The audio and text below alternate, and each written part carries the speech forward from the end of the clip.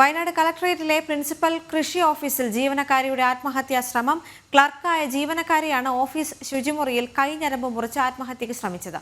ഓഫീസിലെ സഹപ്രവർത്തകന്റെ മാനസിക പീഡനം എന്നാണ് ആരോപണം. ജോയിന്റ് കൗൺസിൽ നേതാവ് പ്രജിത്ത് മാനസികമായി പീഡിപ്പിച്ചു എന്നാണ് പരാതി.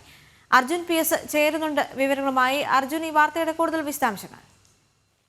ദേവിക, ഇന്ന് ഉച്ചയ്ക്ക് മുൻപാണ് ഇത്തരത്തിലുള്ള ഒരു സംഭവം കളക്ടറേറ്റിൽ ഉണ്ടായിരുന്നത്. ഇതിന് മുൻപും ഇത്തരത്തിൽ മാനസികമായി ഇവരെ പീഡിപ്പിച്ചിരുന്നു. നിരന്തരമായി മാനസികമായി ഇവരെ പീഡിപ്പിക്കുകയായിരുന്നു എന്നുള്ളത് ഒരു പരാതി നേരത്തെ തന്നെ ഈ സ്ത്രീ പ്രജിത്ത് എന്ന് പറയുന്ന ആൾക്കെതിരെ, അതായത് ജോയിന്റ് കൗൺസിൽ നേതാവാണ് പ്രജിത്ത്, ആ പ്രജിത്തിനെതിരെ നൽകുന്ന ഒരു സാഹചര്യം ഉണ്ടായിരുന്നു. പക്ഷേ അതിലൊന്നും യാതൊരു വിധത്തിലുള്ള നടപടിയും എടുത്തിട്ടില്ല എന്നുള്ളതാണ് പ്രധാനമായും ആരോപിക്കുന്നത്.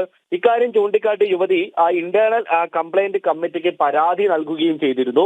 ആ പരാതിയിന്മേലും വലിയ രീതിയിലുള്ള ഒരു അങ്ങനെ പരാതി സ്വീകരിച്ചെങ്കിലും അതിനുള്ളൊരു നടപടി എടുത്തിട്ടില്ല.